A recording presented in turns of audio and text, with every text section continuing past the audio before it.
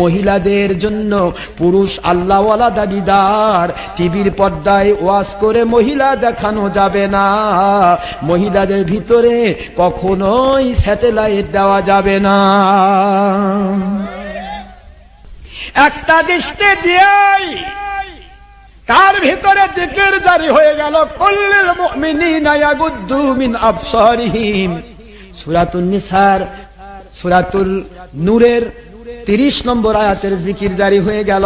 পরনারীর দিকে যদি চোখ পড়ে যায় প্রথম দৃষ্টি মাফ করা হবে, কারণ দেখার দরকার আছে। ওটা তোমার মা হতে পারে, বোন হতে পারে, ভাগ্নি হতে পারে, তোমার আপন কোন পরিবারের আত্মীয় হতে পারে। মেহমানদারি করা জরুরি, এই জন্য দেখার জন্য প্রথম দৃষ্টি মাফ করা হলো। পরের দৃষ্টি আর দিও না, হায় আছে লো করে দাও, লোং আছে ডিফার দিয়ে দাও, অবনত করে ফেলো। ফরজ ইবাদতের সওয়াব দান করা হবে। মহিলাদের বলা হলো কুল্লিল মুমিনাতি ইয়াগুদুদনা মিন আবসারিহিন্না ওয়া ইয়াহফাযনা ফুরুজাহুন্না। প্রতিটা মুমিনা মহিলাকে অর্ডার করুন নবী, তারা যেন পরপুরুষের দিকে যদি চোখ পড়ে যায় প্রথম দৃষ্টি মাফ করে দেওয়া হলো, পরের দৃষ্টি আর দেবে না, হায় আছে লু করে দিবে, লং আছে ডিফার দিয়ে দিবে। কোরআনের এই আয়াতের ভিত্তিতে মহিলাদের জন্য পুরুষ আল্লাহওয়ালা দাবিদার, টিভির পর্দায় ওয়াজ করে মহিলা দেখানো যাবে না, মহিলাদের ভিতরে কখনোই স্যাটেলাইট দেওয়া যাবে না। আল্লাহর ওলির ভিতরে এই আয়াতের হুকুম জারি হয়ে গেল।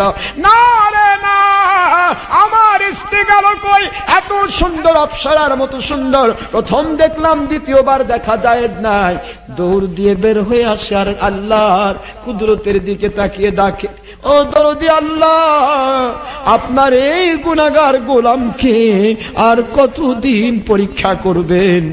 আমি পরীক্ষায় হার মানব না, আমি পরনারীর দিকে নজর দিতে চাই না, ও আল্লাহ আমাকে এ পরীক্ষা থেকে বাঁচান।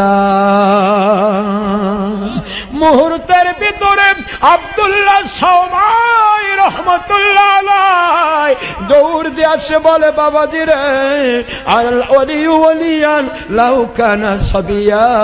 তোমার প্রথম দৃষ্টি 12 বছরে 18 বছরের যুবককে দেখার পর আমি চিনতে পেরেছিলাম বাবা তোমার ভিতরে কত তাকওয়া রয়ে গেছে, কত আল্লাহ ভীতি রয়ে গেছে। আমি বুঝতে পেরেছি রে, আমার মেয়েকে তুমি সহ্য করতে পারবে না। বাবাজি বুঝে নাও, আমার মেয়েটা যখন তোমাকে বিয়ের প্রস্তাব দিয়েছিলাম তখন তার বয়স